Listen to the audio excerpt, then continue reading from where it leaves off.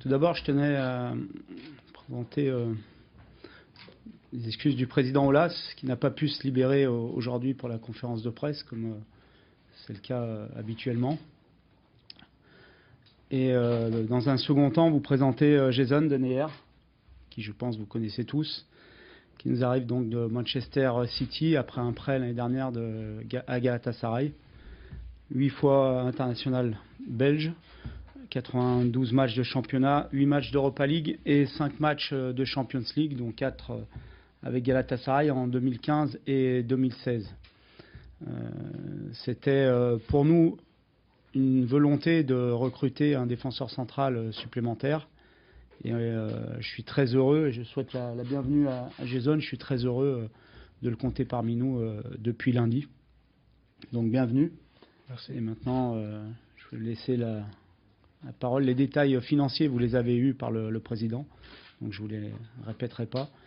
Et je vous laisse la parole pour les questions.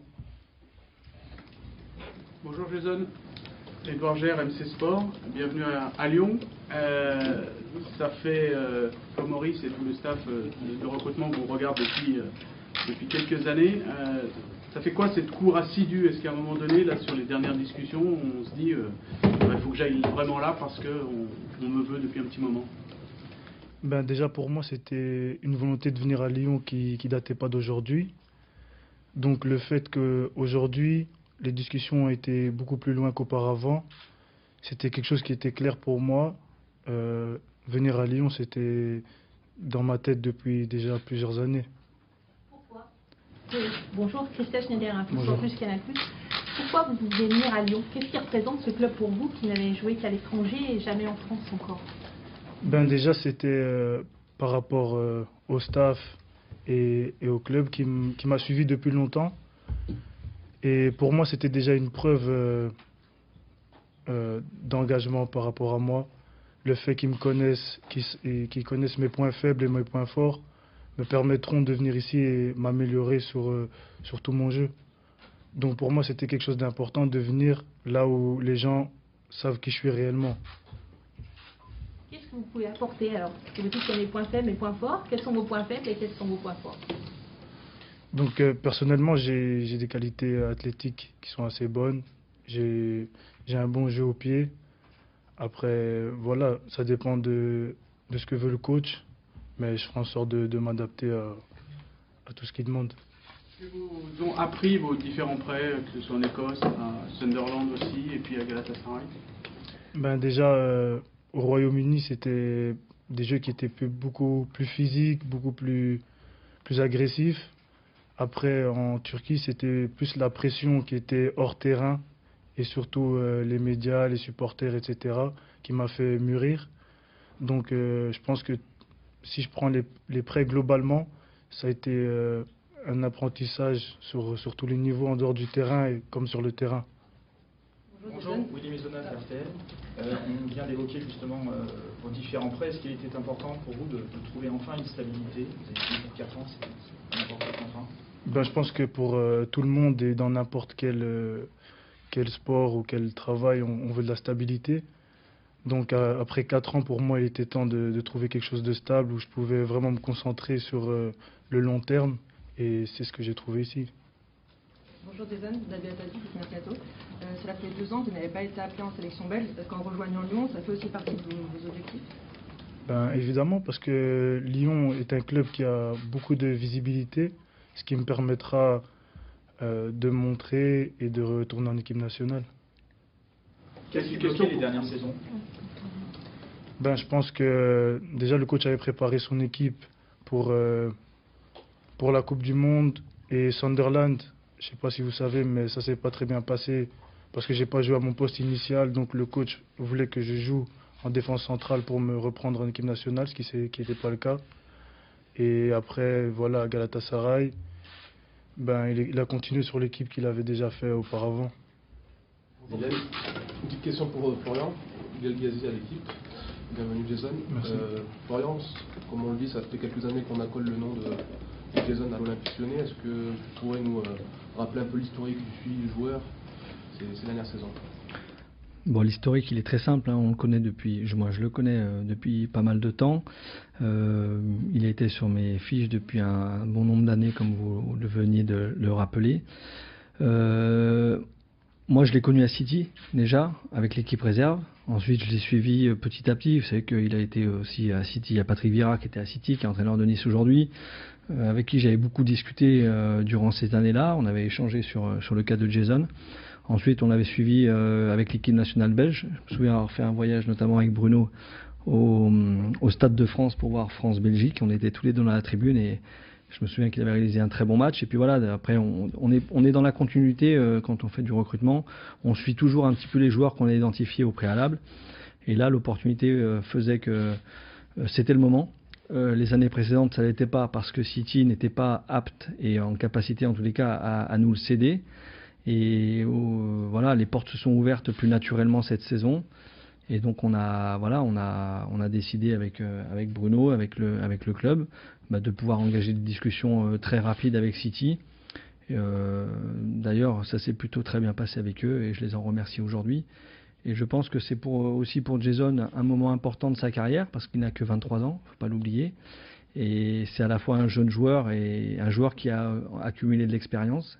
Et pour lui, je pense que c'est un nouveau projet, où, un peu à l'image de ce qu'avait fait Bertrand Traoré en étant prêté assez régulièrement par Chelsea. Aujourd'hui, il arrive dans un club qui lui donne justement un peu plus de stabilité et qui lui ouvre un vrai projet, et notamment, comme vous le disiez tout à l'heure, sur l'équipe nationale, parce que je pense qu'il a toutes les caractéristiques et les capacités pour y retourner. Voilà. Qu'est-ce qui vous a plu chez lui, justement, Florian ? Beaucoup de choses. Il a de la force, il va vite.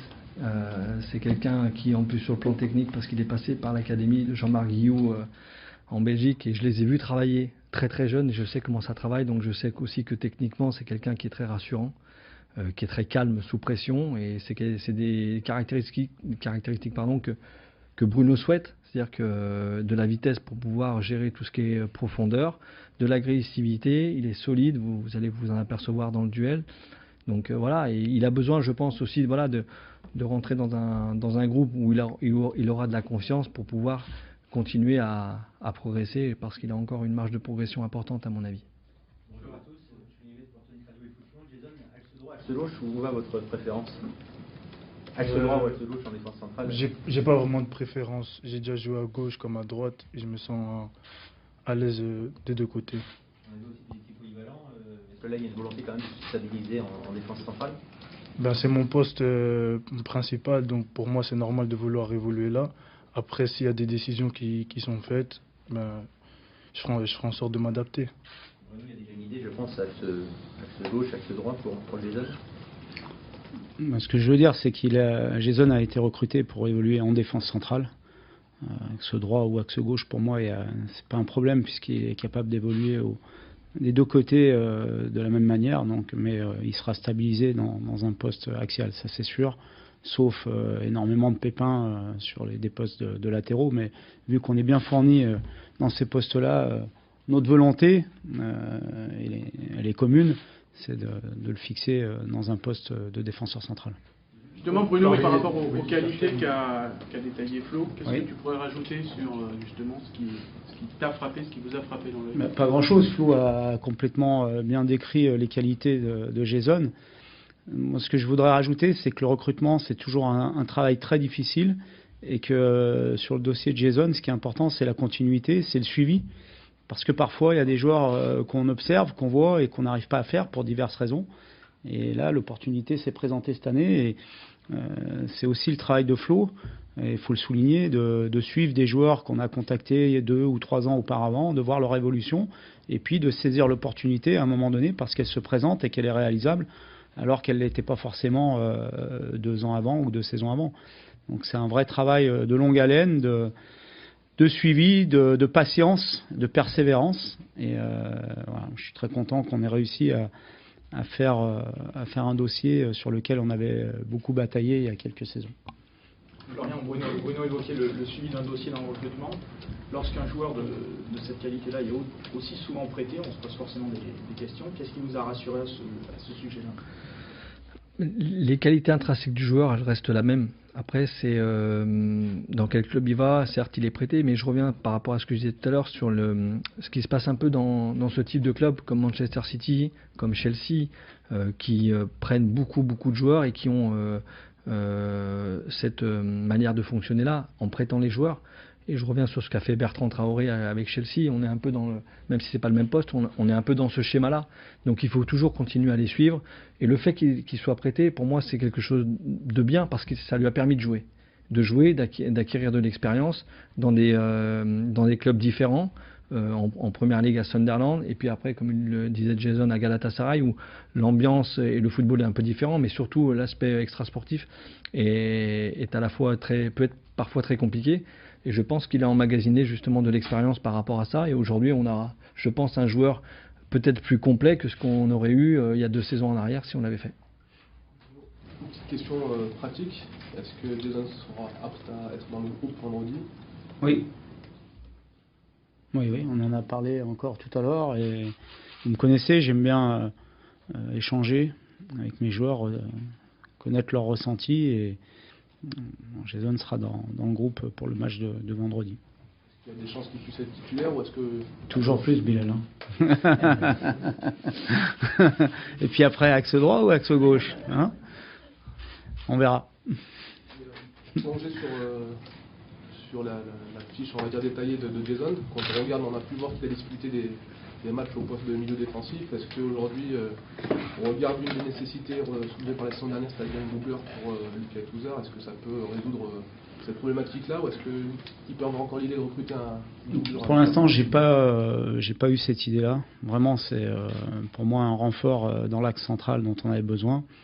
Je voudrais souligner les qualités et l'état d'esprit de Jérémy et de Marcelo qui ont commencé la saison et qui sont très performants. Je voudrais aussi le dire et le souligner, mais on avait besoin d'un troisième défenseur central puisqu'on a beaucoup de matchs et qu'on était un petit peu juste avec le départ de Mouktar Diakabi. Donc pour moi, c'est vraiment l'arrivée de Jason correspond vraiment au profil recherché et à ce qu'on souhaitait pour renforcer notre axe central. Est-ce que vous souhaitez un autre défenseur central d'ici le 31? Pour l'instant, on n'a pas évoqué cette possibilité, ni avec Flo, ni avec mon président. On est très heureux d'accueillir Jason et chaque chose en son temps. Et vous connaissez le mercato, les aléas du mercato, il reste encore 8 jours ou 9 jours. Voilà, donc il faut savoir s'adapter. Pour l'instant, on vit l'instant présent avec l'arrivée de Jason. C'était très important pour nous et c'est ce que je retiens. Les discussions avec Ruben Dias sont totalement terminées? C'est pas moi qui m'occupe des discussions avec les clubs, donc je sais pas. J'ai vu qu'ils avaient fait un match nul hier, mais pour l'instant, c'est pas ce qui est d'actualité. Vous cherchez encore des joueurs et quel profil et à quel poste vous aimeriez encore récupérer des joueurs? Non, pour l'instant, on est, je pense, un effectif suffisamment important. Après, je vous le dis, le mercato se termine le 31 août. On ne sait pas ce qui peut se passer. On ne sait pas comment peut évoluer l'effectif que l'on a aujourd'hui. Et si l'effectif doit bouger, bien sûr qu'il faudra qu'on soit réactif et qu'on adapte notre ligne de conduite. Est-ce que Nabil sera présent vendredi, Nabil? Oui. Pour plonger sur le recrutement, tu parlais justement du fait que tu avais pu parler, tu as parlé plutôt de Marcelo de Morel. Qu'est-ce que ça implique comme type de management lorsqu'on parle autant de recrutement d'un ou deux défenseurs centraux, comme type de discussion, surtout qu'on sait que Jérémy est convoité par un autre club de Ligue 1, est-ce que ça demande des discussions particulières? Non, mais j'attends pas ça pour parler avec mes joueurs, mais de toute façon, lorsqu'on est à Lyon, dans un club avec des objectifs élevés, où il y a 4 compétitions à jouer, on sait très bien qu'on ne peut pas faire la saison avec les 11 mêmes joueurs, qui a besoin d'avoir des effectifs à la fois de qualité et en quantité. Donc ça fait partie de la concurrence, ça fait partie de la vie d'un joueur d'un club de très très haut niveau, d'avoir de la concurrence, d'avoir l'émulation, et je pense que c'est bénéfique pour tout le monde. Et tous les joueurs en sont bien conscients. Bruno, on sait que tu n'es pas très fan des réseaux sociaux. Non. On a pu voir quand même que l'un de tes joueurs a utilisé les réseaux sociaux pour faire passer certains messages, en l'occurrence Maxwell Cornet. Ah, j'ai pas Le vu. sentiment qui se pose des vraies questions. C'est l'avantage de ne pas avoir de réseau. On a sûrement dû te le faire remonter quand même. Non. Bon, on sait qu'il y a une cour assidue de plusieurs clubs et plus particulièrement d'un club allemand. Ouais. Au regard des enjeux financiers, imaginez que la question se pose sur un départ ou non. Il y a la blessure d'Anine. Qu'est-ce que ça peut impliquer sur ce fin de mercato, le dossier de Maxwell?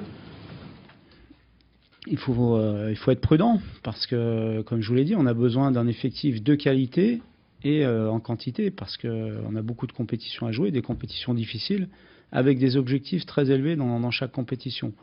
Donc pour atteindre les objectifs élevés d'un grand club comme Lyon, il faut un effectif et Maxwell fait partie de l'effectif aujourd'hui. Moi je compte sur lui parce que ça reste un jeune joueur très décrié, je trouve beaucoup trop injustement. Maintenant, lorsqu'il y a discussion, il y a 3 parties, les 2 clubs concernés, le joueur. Pour qu'il y ait un départ, il faut que les 3 parties soient d'accord. Pour l'instant, moi, j'ai pas d'infos concernant un éventuel départ de Maxwell. Mais on peut, si on extrapole un petit peu, on peut penser que s'il y a départ, il faudra se pencher sur une arrivée, parce qu'on a perdu Amine Gouiri pour un petit moment, comme vous le savez. Et les attaquants, on sait que ce sont des postes, souvent les postes les plus exposés, les plus à risque. Donc je pense qu'il faudra y réfléchir, mais pour l'instant, on n'en est pas là. Maxwell est avec nous. Ton souhait, c'est de le garder, c'est toujours sur le même... Oui. C'est délicat, j'imagine, lorsqu'un joueur exprime le fait d'avoir plus de temps de jeu, ce que semble lui promettre Wolfsburg, même s'il n'y a toujours pas d'accord tripartite. Aujourd'hui, c'est pas quelque chose que peut être en mesure de lui promettre. Mais dans tous les grands clubs, il y a des joueurs qui ont moins de temps de jeu et qui réclament plus de temps de jeu, et c'est pas pour ça qu'ils partent tous. Parce que sinon, on resterait qu'avec 11 joueurs ou 12 joueurs. Hein. Parce que dans tous les grands clubs, bon, je pense qu'à City, Jason l'a connu, il y a énormément de joueurs, énormément d'effectifs, mais par définition, pour l'instant, on joue qu'à 11. Donc, il y en a 7 ou 8 qui sont sur le banc, suivant les pays, voire plus maintenant en Italie. Mais après, il y en a qui jouent pas, et c'est comme ça dans tous les clubs. Et on ne peut pas laisser partir tout le monde parce qu'il y a des revendications. Tu dis départ serait synonyme d'une probable arrivée. Est-ce que ça serait un profil similaire ou tu es ouvert à tout type de profil offensif? Non, il faut que ça soit un profil similaire. Vous avez d'autres questions pour Jason? C'est une conférence de presse issue du coach. Donc si vous avez des questions de cet ordre-là. Jason, ton état d'esprit pour vendredi, prêt à débuter, puis quel souvenir tu as de ce stade que tu avais connu avec la Belgique? Je l'ai connu, mais j'ai pas vraiment joué au stade de Lyon. Donc voilà, après moi je suis prêt à débuter si je dois débuter. Et voilà. Et excité à l'idée de découvrir le stade, l'équipe, la compétition? C'est sûr, je pense que c'est normal d'être excité pour le premier match, pour l'aventure. Et voilà, j'attends que ça en gros. Les premiers pas dans le groupe lyonnais ces derniers jours? Ça s'est très bien passé, ils m'ont très bien accueilli, tout le monde est sympa. Et franchement, j'aurais pas attendu mieux que ça. Une question pour Florian, même si on sait que tu es très discret sur ton emploi du temps, est-ce que... J'ai pas de réseaux sociaux.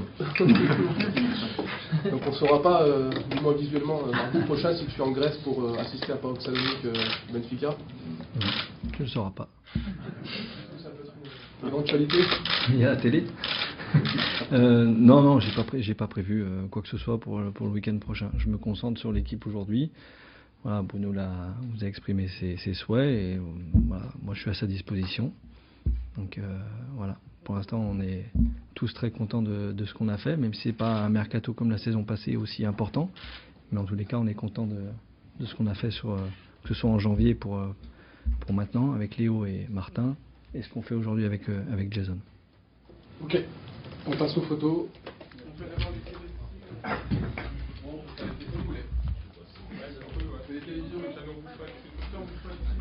Bougez pas ici.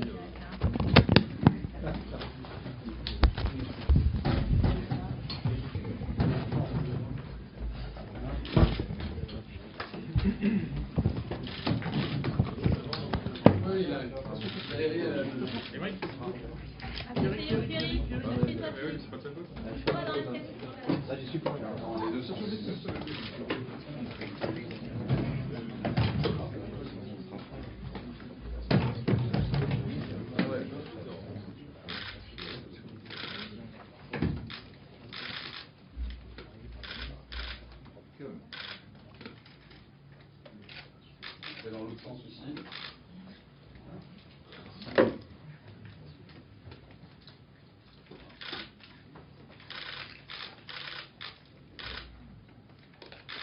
C'est bon pour tout le monde?